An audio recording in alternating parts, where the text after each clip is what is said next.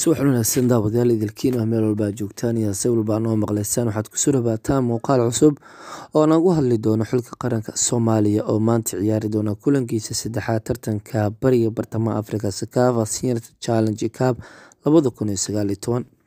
xulka qaranka Soomaaliya ayaa dheeli doona kulankiisa saddexaad tartanka bariga bartamaha Afrika isagoo la ciyaari doona xulka guuldarooyinka la daala dhacay ee Burundi.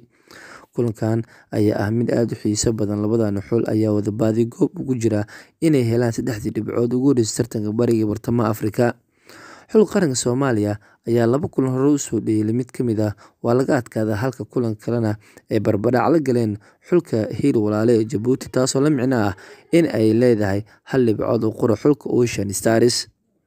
xulka qaranka Burundi 3 kulan ay hore u soo dheeshay waa laga adkaa 3 kulanba, waxaa kasoo kala adkaaday xulalka kala Uganda, Eritrea, xulka Djibouti, taasoo ka dhigan inay rajadoodu hoos u tahay tartanka soo bixitaanka xulka Burundi. waxa ay guuldarooyin xun la daala dhacay 3 kulan ugu dambeysay, xitaa Djibouti oo Soomaali ah way kasoo adkaatay, Eritrea iyo Ugandana way kasoo adkaadeen.